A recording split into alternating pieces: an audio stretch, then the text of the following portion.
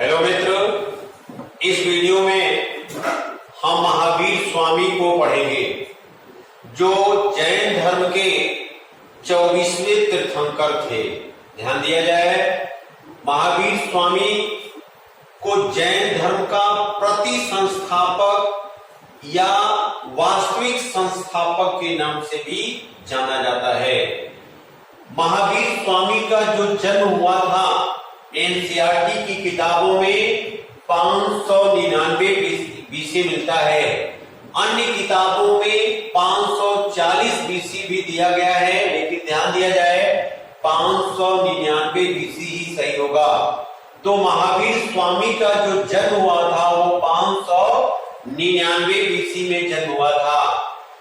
इनका जन्म स्थान वैशाली के निकट कुंड ग्राम था, वही हुआ था। इनके बचपन का नाम वर्धमान था। इनके पिताजी का नाम सिद्धार्थ था, जो ज्ञात्रिक क्षत्रिय कुल के सरदार थे। इनकी माता का नाम त्रिशला अर्थात विदेह दत्ता था, जो लक्ष्मी राजकुमारी थी, यानी लक्ष्मी राजा चेटक की बहन थी। इनकी पत्नी का नाम यशोदा था, जो कुंडी गोत्र की कन्या थी। इनकी पुत्री का नाम अणोज्या अर्थात प्रियदर्शना था और इनके दामाद का नाम जवाली था। इनकी मृत्यु 527 बीसी में पावा में हुई थी। इनके जीवन परिचय के बारे में एक छोटा सा हम लोगों ने उल्लेख किया है। आइए थोड़ा सा इनके जीवन से संबंधित कुछ कहानी को सुनते हैं। मित्रों, जैन धर्म एक ऐसी घटना है धार्मिक आंदोलन के अंतर्गत, जिसके कारण धर्म में जो व्याप्त बुराइयां थी उन्हें समाप्त कर दिया गया था। आज हम लोग इस वीडियो के माध्यम से जैन धर्म के वास्तविक संस्थापक अर्थात महावीर स्वामी के बारे में पढ़ रहे हैं। देखिए, महावीर स्वामी बचपन से ही थोड़ा सा वैराग्य किस्म के इंसान थे, लेकिन चूंकि सांसारिक मोह माया में बंधने के कारण उन्हें पुत्री प्राप्त हुई। वो अपने बड़े भाई नंदीवर्धन से हमेशा आदेश लेना चाहते थे कि भैया अब हम घर परिवार ये राजे रजवाड़े सारी चीज छोड़ के हम इस मोह माया से दूर होना चाहते हैं। लेकिन उनके बड़े भाई नंदीवर्धन हमेशा यह कह के रोक देते थे कि सुनो, एक तुम्हारी पुत्री है, उसका शादी विवाह कर दो, उसके बाद तुम मोह माया छोड़ो या जहां जाना हो वहां जाओ। तो आज के वर्तमान स्थिति में भी यदि कन्या किसी के घर हुई है तो कन्या का सबसे बड़ी दायित्व उस गार्जियन, उस माता पिता के ऊपर ये है कि हमारी बेटी का विवाह हो जाए। सेम कंडीशन महावीर स्वामी के सामने भी आया। महावीर स्वामी ने अपनी बेटी के लिए एक सुयोग्य लड़के की तलाश के लिए निकले, लेकिन बेचारे प्रतिदिन निराश होकर वापस आते थे। मित्रों, एक दिन एक लड़का कहीं जा रहा था और रास्ते में ही महावीर स्वामी जी का नजर उस लड़के के ऊपर पड़ा। लड़के को उन्होंने रोका और लड़के से तमाम प्रकार के प्रश्न किए। महावीर स्वामी के द्वारा पूछे गए सारे प्रश्नों का बहुत सहज, बहुत मधुर, बड़ी कुशलता पूर्वक उसने उत्तर दिया। तो महावीर स्वामी उस बच्चे से प्रभावित हो गए और प्रभावित होने के बाद उस बच्चे से एक प्रश्न किए कि बेटा आपका नाम क्या है। चूंकि मन में ये ठान चुके थे कि इसी बच्चे से हम अपनी बेटी अणोज्या का यदि विवाह कर देते हैं तो हमारी बच्ची बहुत खुशमय जीवन व्यतीत करेगी, इसलिए उन्होंने उस बच्चे का नाम पूछा। चूंकि वो बच्चा उनके मन में जम गया था अपनी बच्ची के लिए, लेकिन उस बच्चे ने नाम बताया जमाली। महावीर स्वामी बड़ी प्रसन्न हुए कि जिस बच्चे को मैंने मन में जमाया अपनी बेटी के लिए, उसका नाम ही है जमाली। कितना सौभाग्य की बात है। और इसी जमाली से इन्होंने अनुज्या का विवाह कर दिया। विवाह करने के उपरांत इनके बड़े भाई नंदिवर्धन थे, जिससे महावीर स्वामी अर्थात वर्धमान ने आदेश दिया कि भैया, हमने जो आपने हमें मार्ग में बाधा बताया था, अर्थात हम अपनी बेटी का विवाह कर दिए, अब हमें आदेश दें, हमें आज्ञा दें कि हम अब गृह त्याग करें, इस संसारिक मोह माया को छोड़ें। नंदिवर्धन के आदेश थे। इन्होंने 30 वर्ष की अवस्था में, ध्यान दीजिएगा, चूंकि ये समय 30 वर्ष की अवस्था में पार्श्वनाथ भी गृह त्याग किए थे मित्रों, और 30 वर्ष की अवस्था में वर्तमान जो बाद में महावीर स्वामी के नाम से प्रसिद्ध होंगे, इन्होंने भी 30 वर्ष की अवस्था में गृह त्याग किया, घर छोड़ दिए। जब गृह त्याग किए तो ये बहुत दिनों तक भटकते रहे। ये 12 वर्षों तक कठोर तपस्या किए और 42 वर्ष की उम्र में इन्हें जाकर ज्ञान मिला। लेकिन घर से निकलने के बाद कुछ दिनों के बाद सभी भौतिक वस्तुओं का परित्याग कर दिया, अर्थात उन्होंने अपने वस्त्र को भी उतार दिया, निर्वस्त्र हो गए। और जिन जिन गांव और क्षेत्रों में जाते थे, इन्हें लोग पत्थर और अद्धे से, लाठी और डंडे से इनका स्वागत किया जाता था। कारण था कि ये निर्वस्त्र थे। जिस गांव में गए लोगों ने लहूलुहान किया, लेकिन वर्तमान ये बच्चा किसी को कुछ बोलता नहीं था, शब्द नहीं कहता था।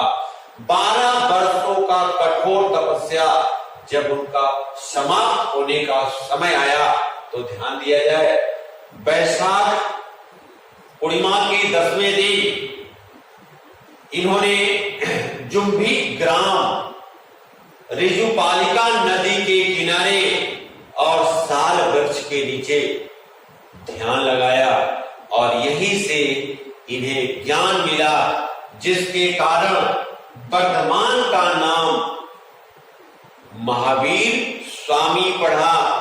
ज्ञान मिलने के कारण इन्हें अर्हत कहा गया, अर्थात योग्य कहा गया, महावीर स्वामी कहा गया। और ज्ञान क्या मिला था तो ध्यान दिया जाए, वही 4 ज्ञान जो पार्श्वनाथ जी को मिला था, वही 4 ज्ञान इनको भी मिला, लेकिन एक अतिरिक्त ज्ञान मिला, जिसके कारण ये प्रसिद्धि प्राप्त किए और जैन धर्म के वास्तविक संस्थापक कहलाए।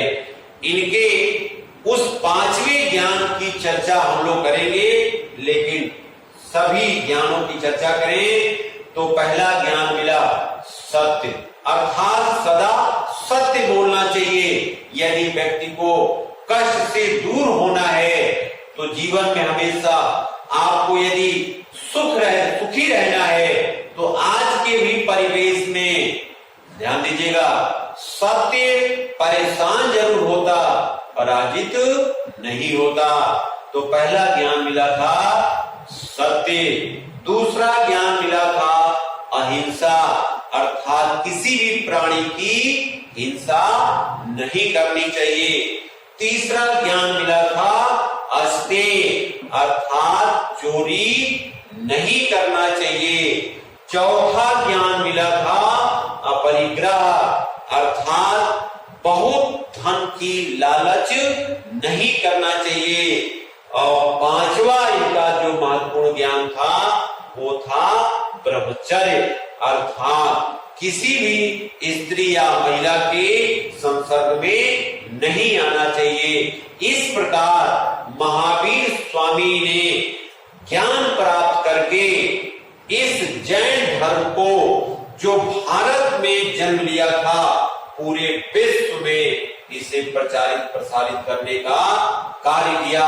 ध्यान दिया जाएगा, इन 5 ये जो ज्ञान मिले हैं, इन पांचों को 5 महाव्रत के नाम से हम जानते हैं। महावीर स्वामी एकमात्र ऐसे तीर्थंकर हुए जिन्होंने जैन धर्म को पूरे विश्व में फैलाने का कार्य किया। मित्रों, महावीर स्वामी एकमात्र तीर्थंकर जिन्होंने ऋषभ देव के द्वारा जिस जैन धर्म का आगाज किया था, उस जैन धर्म को लोकप्रियता हासिल कराई। महावीर स्वामी जब ज्ञान प्राप्त किए तो ज्ञान प्राप्त करने के बाद अपना प्रथम उपदेश राजगृह के विपुलाचल पहाड़ी और बराकर नदी के पास इन्होंने दिया और इनके प्रथम शिष्य जो बने, इनके दामाद जमाली और इनकी पुत्री अनुजा या प्रियदर्शना बनी। इन्हीं लोगों को इन्होंने अपना प्रथम उपदेश दिया। तो मित्रों, ध्यान रखिएगा कि यदि प्रथम उपदेश पूछा जाए महावीर स्वामी का, तो राजगृह के विपुलाचल पहाड़ी पर इन्होंने दिया था। गौतम बुद्ध ने अपना प्रथम उपदेश सारनाथ या ऋषिपत्तनम अर्थात मृगदाव में दिया था। तो ऐसा न हो कि बौद्ध और जैन दोनों में कंफ्यूजन हो जाए, इसलिए इस चीज को थोड़ा सा ध्यान से हम लोग पढ़ेंगे। अब ध्यान दिया जाएगा, जो इनके अन्य शिष्य थे वे कुछ शासक थे, कुछ राजा थे, जो इनकी विचारधाराओं को आत्मसात कर लिया और महावीर स्वामी के शिष्य बने। जिसमें पहले थे बिंबिसार, ये दूसरे थे अजातशत्रु, ये हर्यक वंश के शासक हैं। उदयन और चंद्रप्रद्योत, ये महावीर स्वामी के अनुयायी बने, शिष्य बने। अब ध्यान दिया जाएगा, महावीर स्वामी ने सभी भाव बाधाओं को दूर करने के लिए एक त्रिरत्न की व्यवस्था की और उन्होंने कहा कि यदि कोई व्यक्ति इस त्रिरत्न को अपनाता है तो आत्म पूर्ण रूप का मानव बनेगा, आत्मज्ञान उसको प्राप्त हो जाएगा। और इस त्रिरत्न में उन्होंने क्या दिया था? उन्होंने कहा था कि सबसे पहले सम्यक ज्ञान प्राप्त करना चाहिए इंसान को, अर्थात ज्ञान का संपूर्ण रूप, सम्यक मतलब संपूर्ण रूप से ज्ञानी होना चाहिए। दूसरा सम्यक दर्शन, दर्शन मतलब फिलॉसफी, सत्य की खोज। ईश्वर की सत्ता को नहीं मानते थे जैन धर्म के अनुयायी, लेकिन कर्म में विश्वास करते थे। तो इन्होंने कहा कि जो फिलॉसफी आपकी हो, जो दर्शन हो, वो पूर्ण हो, अर्थात सम्यक दर्शन की बात की। और फिर इन्होंने कहा कि यदि व्यक्ति सही रूप से ज्ञानी है और उसे सम्यक दर्शन आता है तो उसका आचरण जो होगा वो सही होगा।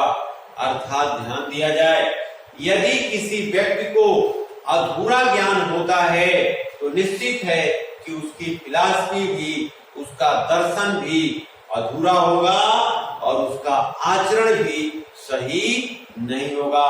इसलिए मित्रों, जैन धर्म के त्रिरत्नों में सम्यक ज्ञान, सम्यक दर्शन और सम्यक आचरण की बात की गई है। ध्यान दिया जाए, जैन धर्म की 2 संगीतियां हुई। जैन धर्म की 2 संगीतियां हुई। पहली संगीति 322 321 बीसी में हुई थी, जिस समय शासक थे चंद्रगुप्त मौर्य। और कहाँ हुई थी? अर्थात स्थान पाटलिपुत्र में हुई थी। और उस समय अध्यक्ष थे स्थूलभद्र। परिणाम क्या हुआ प्रथम जैन संगीत का? ध्यान दिया जाए, दक्षिण भारत के जैन मतानुयायी थे भद्रबाहु। भद्रबाहु भी पाटलिपुत्र में उपस्थित हुए थे और भद्रबाहु का यह कहना था कि जैसे महावीर स्वामी ने हम लोगों को जो भी बताया है अक्षरशः उसी का पालन किया जाए। यानी महावीर स्वामी के फिलॉसफी में, उनके दर्शन में कोई भी बदलाव न किया जाए। महावीर स्वामी नग्न रहते थे और भद्रबाहु का कहना था कि हम भी जैन जो हैं वो नग्न रहेंगे। इसी बात को लेकर स्थूलभद्र जो उस समय के अध्यक्ष थे और भद्रबाहु में विवाद बढ़ गया। विवाद जब बढ़ा तो भद्रबाहु नाराज हो गए। क्योंकि दक्षिण भारत से ये गए थे, इसलिए इनका कहना था कि हम महावीर स्वामी को अक्षरशः मानेंगे, जबकि स्थूलभद्र का कहना था कि देश काल परिस्थिति के अनुसार हम थोड़ा सा उनके विचारधाराओं में परिवर्तन करेंगे। अर्थात इनका कहना था कि हम लोग श्वेत वस्त्र धारण करेंगे ताकि समाज में अनैतिकता न फैले। लेकिन इसी बात को लेकर विवाद हो गया।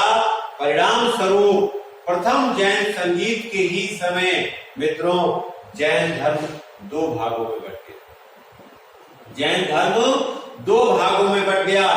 पहला कहलाया श्वेतांबर, जिसके अनुयायी बने, जिसके नेतृत्वकर्ता बने स्थूलभद्र, और इन्होंने कहा कि हम लोग श्वेत वस्त्र धारण करेंगे, हम लोग श्वेतांबर हैं। लेकिन भद्रबाहु नाराज होकर श्रवणबेलगोला कर्नाटक चले गए और उनके अनुयायियों ने जिस जैन धर्म को अपनाया, क्योंकि ये लोग नग्न अवस्था में रहते थे, तो इनको कहा गया दिगंबर। इस प्रकार दिगंबर के जो नेतृत्वकर्ता बने उनको कहा गया भद्रबाहु।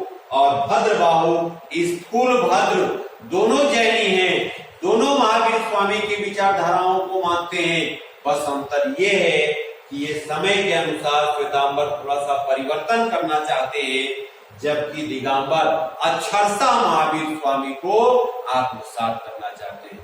इस प्रकार जब भद्रबाहु इस पाटलिपुत्र से श्रवणबेलगोला के लिए प्रस्थान हुए, तो उसी समय चंद्रगुप्त मौर्य जो मौर्य वंश के संस्थापक थे, इन्होंने भी भद्रबाहु के साथ जाने की अनुमति मांगी।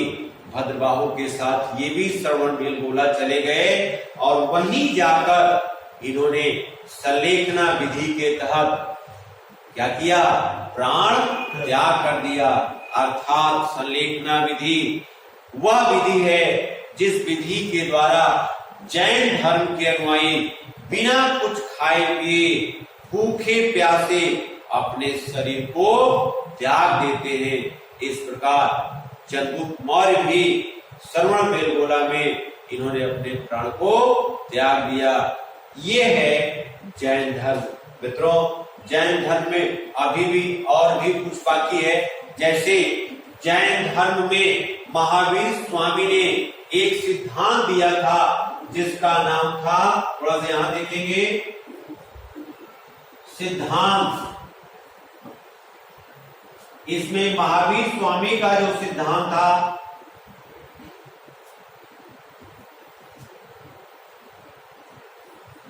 वो था क्रिया माणकृत।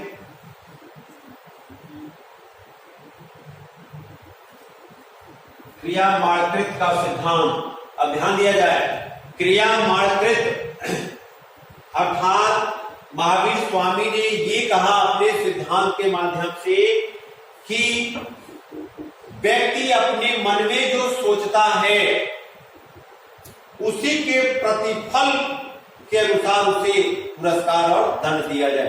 अर्थात इस सिद्धांत के तहत महावीर स्वामी यह कहना चाहते हैं और यह बताए कि यदि मान लीजिए मैं मनोज कुशवाहा यदि किसी व्यक्ति को ये सोच लूं कि आज उसे कुछ अच्छा चीज खिलाना है, भले हम खिलाएं या न खिलाएं, लेकिन इस क्रिया माणकृत सिद्धांत के तहत महावीर स्वामी कहते हैं कि मिस्टर मनोज कुशवाहा जी को क्या दिया जाए? उनको पुरस्कार दिया जाए, जबकि हमने अभी खिलाया नहीं है।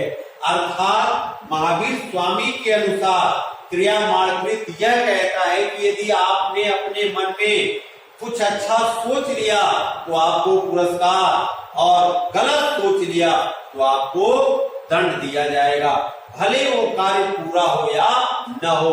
इसी सिद्धांत को लेकर इनके प्रथम शिष्य अर्थात इनके दामाद जमाली से मतभेद हो गया। जमाली ने कहा कि ये जो सिद्धांत आपने दिया है, ये सिद्धांत केवल आप जैसे लोगों को ही समझ में आएगा कि कौन बुरा सोच रहा है, कौन भला सोच रहा है, लेकिन आम जनता कैसे, आम जैनी इस चीज को कैसे समझ पाएंगे। तो ध्यान दिया जाए, इसी सिद्धांत को लेकर जमाली और महावीर स्वामी के बीच मतभेद हुआ और जमाली ने एक लाइन गुनगुनाया, क्या? ससुर जी जिद छोड़ लो, मान लो मेरी बात। अब जमाली अपनी बात मनाता है, ध्यान दीजिएगा, जमाली क्या कहता है? ससुर जी जिद छोड़ो, मान लो मेरी बात। और क्या बात मनाया? जमाली ने एक सिद्धांत दिया,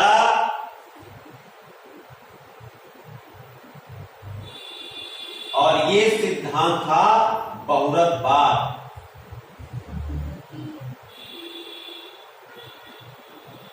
बहुरतवाद, और बहुरतवाद सिद्धांत में जमाली ने क्या विचारधारा दिया?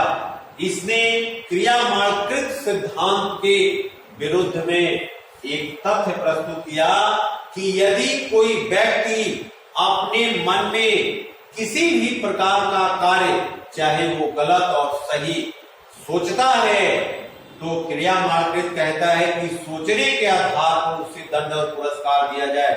जमाली इसी का विरोध किया और फिर क्या कहा कि यदि आपने अच्छा कार्य सोचा, उसको पूरा किया, तब तो आपको पुरस्कार दिया जाएगा, और यदि आपने सोच लिया कि आज हम चोरी करेंगे और चोरी नहीं किए तो आपको दंड नहीं मिलेगा। चोरी यदि कर लेते हैं तब बहुरतवाद कहता है कि आप दंड के भागी हैं। और इसी विचारधारा को लेकर महावीर स्वामी और उनके प्रथम शिष्य जमाली के बीच एक क्या हुआ? मतभेद पैदा हुआ, और इसी मतभेद के कारण जमाली लोकप्रियता हासिल किया। मित्रों, आज के वीडियो में मैंने जैन धर्म के बारे में बताने का प्रयास किया है। ध्यान दिया जाए, प्रथम हमने जैन संगीत आपको बताया था, द्वितीय जैन संगीत की चर्चा अभी करनी बाकी थी, तो थोड़ा समझ लिया जाए। द्वितीय जैन संगीत 512 ईस्वी में हुआ था। शासक अज्ञात हैं, लेकिन कहीं कहीं किताबों में पुलकेशियन द्वितीय के बारे में दिया जाता है। हालांकि इस पर हम बहुत ज्यादा विजिट नहीं होंगे। ये कहाँ हुआ था? ये हुआ था बल्लभी, गुजरात में, और उस समय जो अध्यक्ष थे देवर्धिगण अर्थात क्षमा श्रवण जी थे। उस समय यानी द्वितीय जैन संगीत में जो परिणाम हुआ, यानी जो घटना घटी वो क्या थी, यानी जो परिणाम निकल के आया वो थी कुब्बो। कुब्बो जैन साहित्य को कहा जाता है। कुब्बो की संख्या पहले 14 थी और घटकर कितनी हो गई? द्वितीय जैन संगीत में 12 हो गई। इस प्रकार मित्रों, हम लोगों ने जैन धर्म को बहुत ज्यादा बृहद तो नहीं, लेकिन वनडे का कोई भी परीक्षा, समीक्षा अधिकारी या पीसीएस लेवल के परीक्षाओं को आप आसानी से प्री या मेंस में आए हुए प्रश्नों को सॉल्व कर सकते हैं।